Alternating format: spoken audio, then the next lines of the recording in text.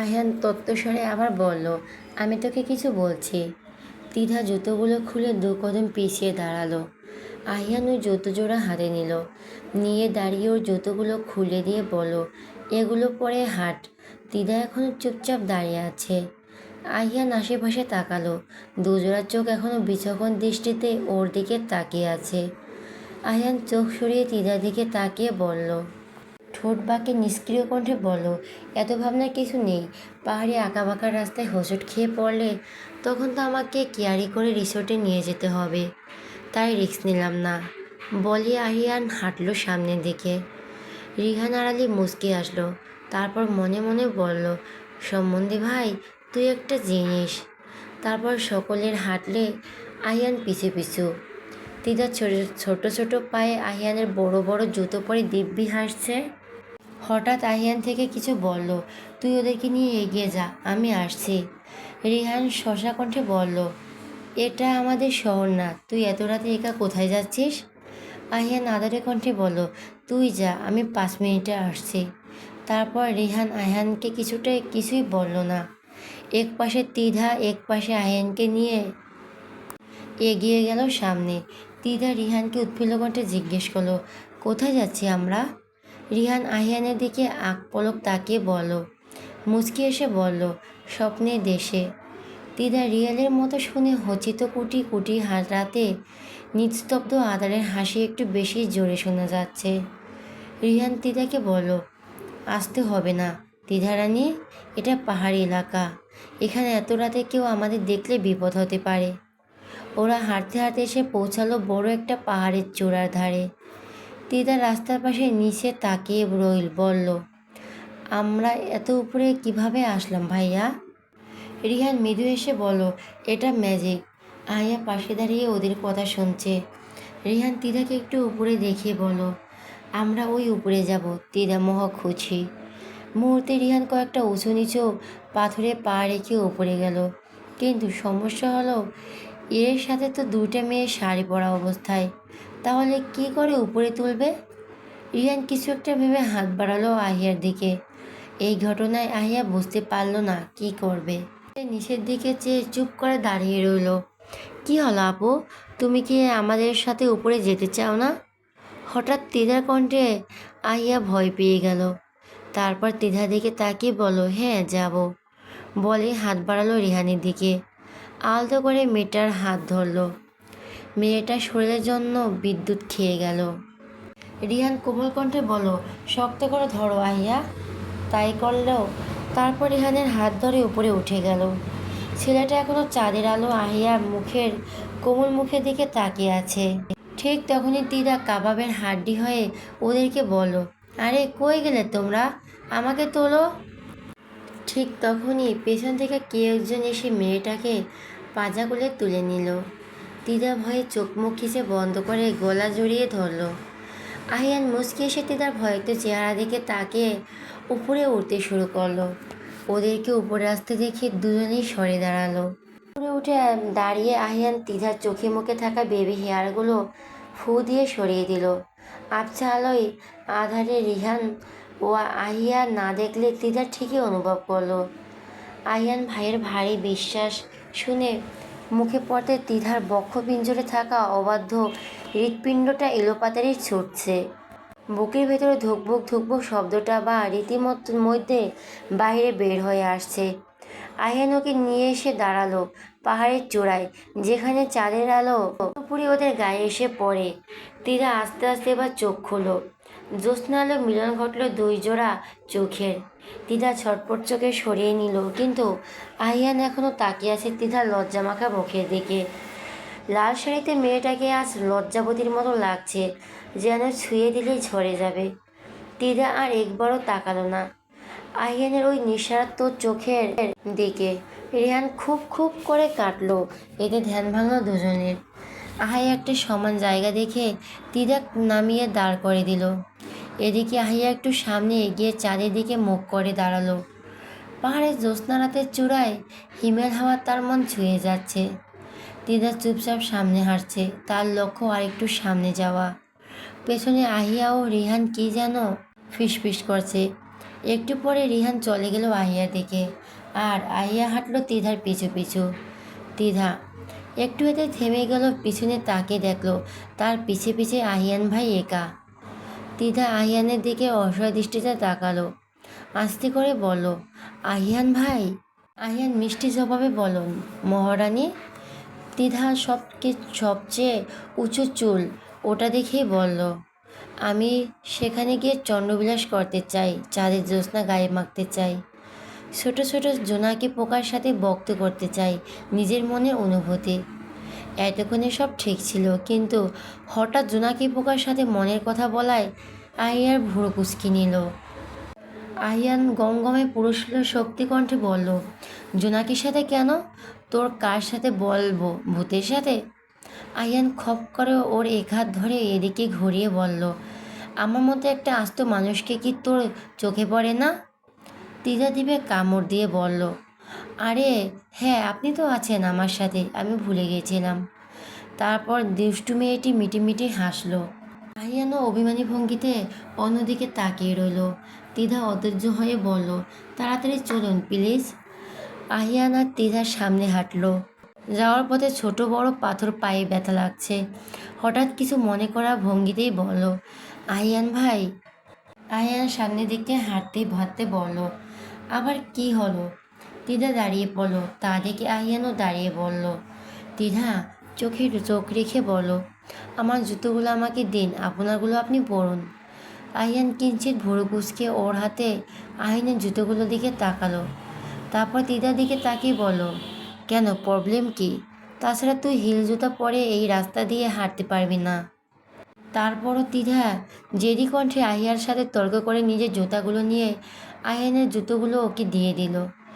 আহিয়ান জুতো পায়ে দিয়ে এলো, কিন্তু চঞ্চল মেয়ে তিধা জুতো হাতে নিয়ে ঝুলিয়ে ঝুলিয়ে খালি পায়ে হাঁটতে শুরু করলো।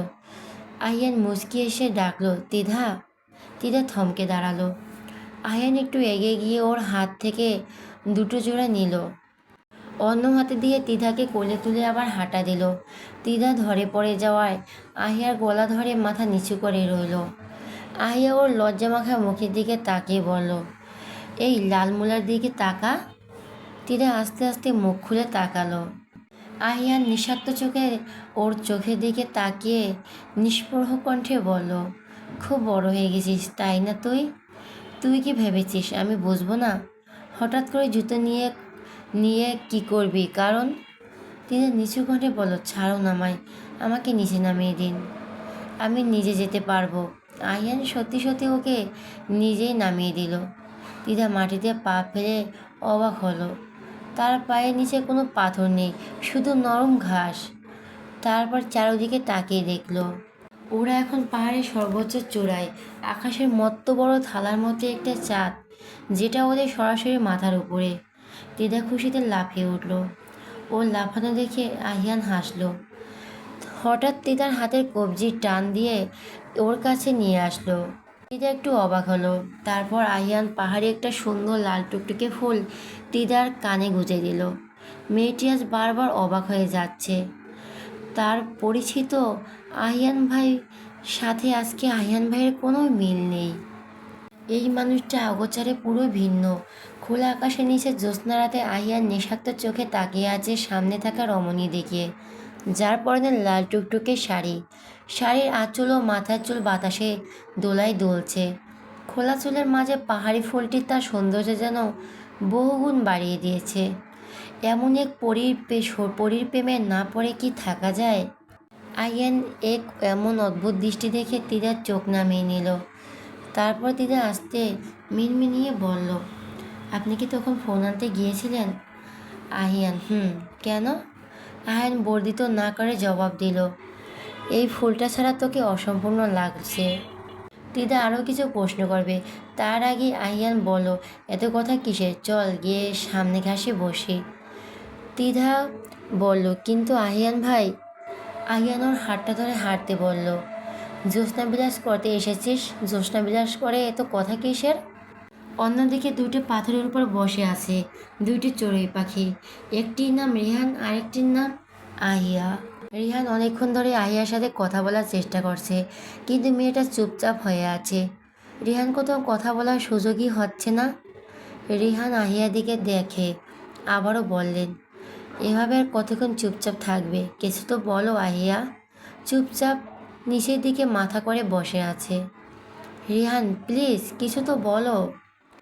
আহিয়া হালকা মাথা তুলে বলো, ভাইয়া আর দ্বিধা কই? ওরা এখনো আসছে না কেন?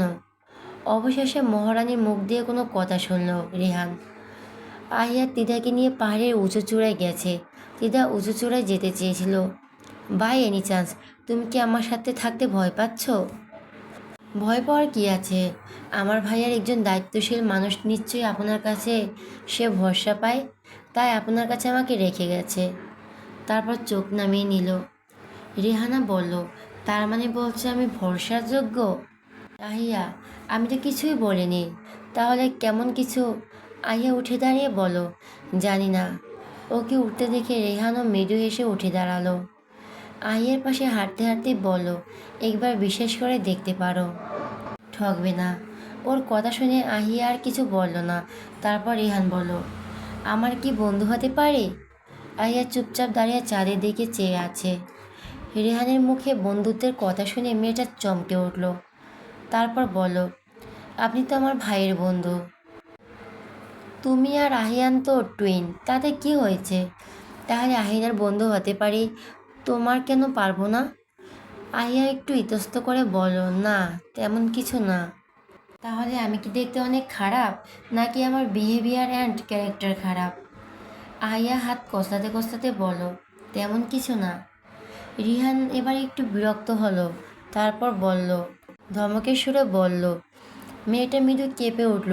রিহান সেটা বুঝতে পেরে সরি বলল।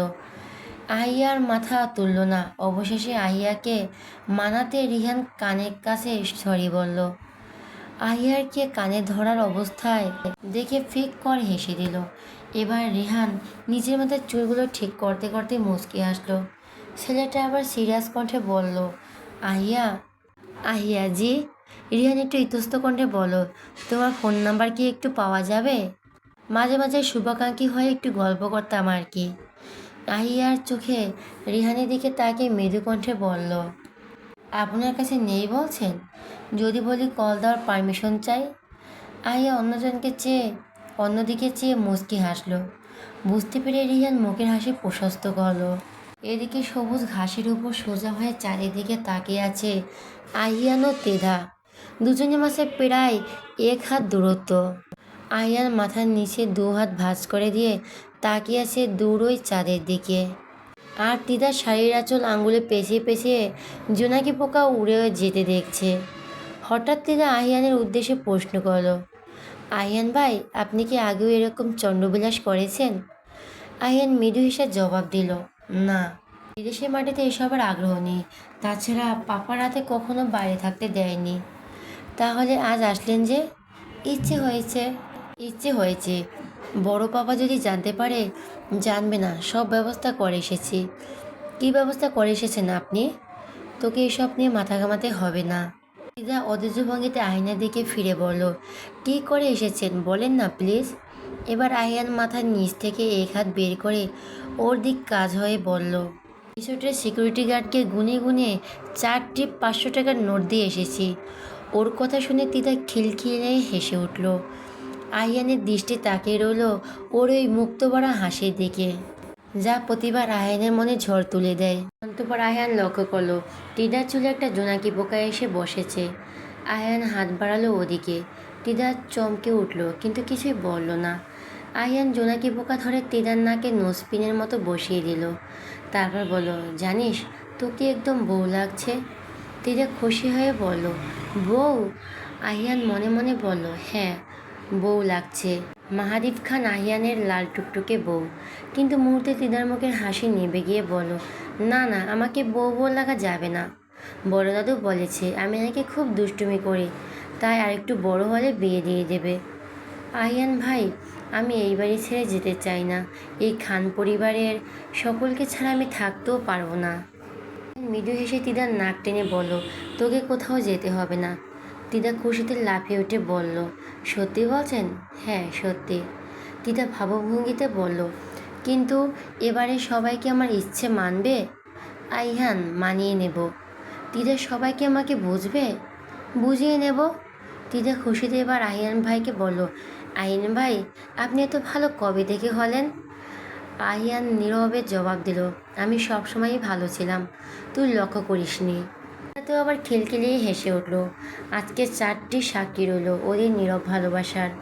তিদা আবার বলল, আহিয়ান ভাই। তিধা মিষ্টি কণ্ঠে আহিয়ান ভাই শুনে আহিয়ান ফিরে তাকালো। তারপর কোমল কণ্ঠে জবাব দিল, কিছু বলবি?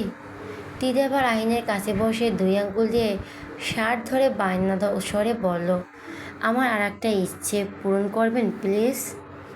তিদার হাতটি সরিয়ে দিয়ে বিড়বিড় করে বলল, পাগলামি বন্ধ কর। আমি পাগলামি শুরু করলে আমাকে সামলাতে তো তোর কষ্ট হয়ে যাবে। তিদা কিছু বুঝতে না পেরে বলল, কিছু বললেই আহিয়ান ভাই, কী ইচ্ছে পূরণ করতে হবে সেটা জানতে চাইলাম। তিদা হাসি হাসি মুখে বলল, আহিয়া আপু বলেছে আপনি নাকি খুব সুন্দর গান করেন। মিথ্যে বলেছে। আহিয়া আপু কখনো মিথ্যে বলতে পারে না। মিথ্যে তো আপনি বলতেছেন। তার মানে তুই বলছিস আমি গান জানি? হ্যাঁ জানেন। তাহলে জানি, প্লিজ একটা গান শোনান না। এই জ্যোৎস্না রাতে গান শুনতে খুব ইচ্ছে করছে। আহিয়ান এবার তিধা দিকে ফিরে তাকিয়ে বলো, আমি যতদূর জানি তুইও তো সুন্দর গান করিস, তাহলে তুই গেছিস না কেন? তিধা, এমনি। আজকে আপনার গান শুনবো।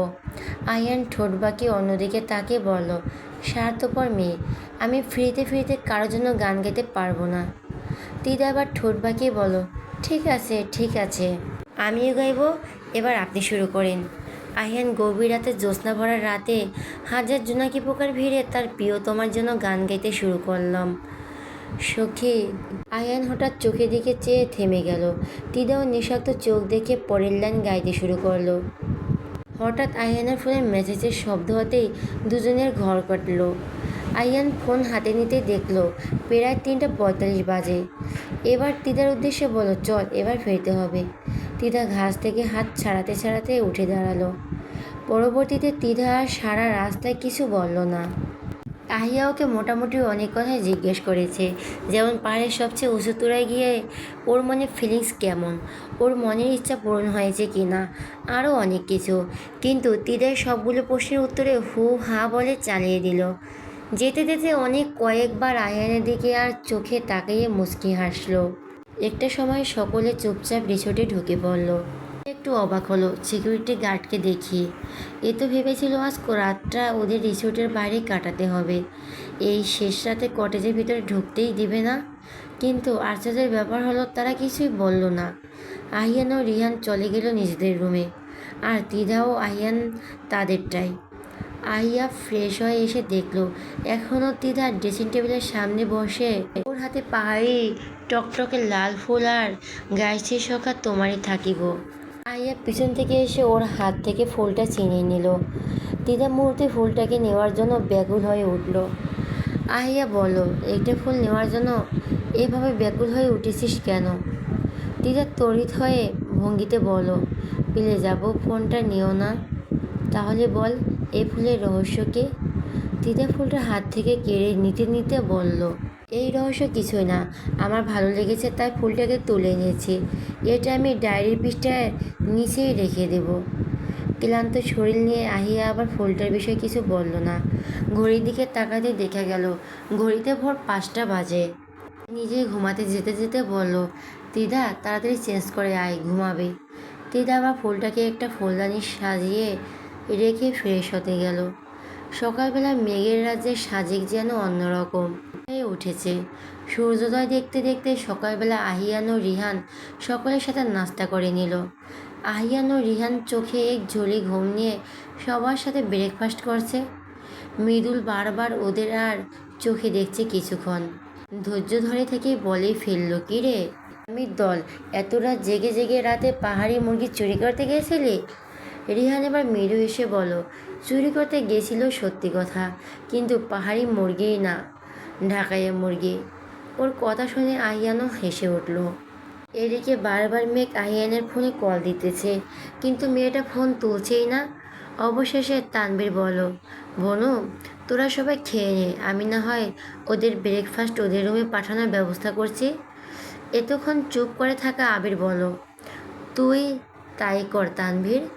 খাওয়া শেষ না হলে আমি একবার মেয়েদেরকে দেখে আসব, ওদের শরীর ঠিক আছে কি না। এদিকে বেলা 10টা বেজে যাওয়ার পরও আহিয়া ও তিদা বিভোরে ঘুমাচ্ছে। ফোন বাজছে, তাদের কোনো খেয়ালই নেই। অতিরিক্ত ফোনের রিংটংয়ে তিদার ঘুমের মধ্যে ফোনটা রিসিভ করে আহিয়ার কানে ধরে। আহিয়া ঘুম ঘুম কণ্ঠে বলল, হ্যালো। ফোনের ওপাশ থেকে আহিয়া ধমক দিয়ে বলল, এখনো ঘুম থেকে উঠিসনি কেন? ঘুম এখনো কমপ্লিট হয়নি ভাইয়া। আহিয়ান রেগে মেগে বলো, ঘুম কমপ্লিট করতে হবে না, জলদি ওঠ।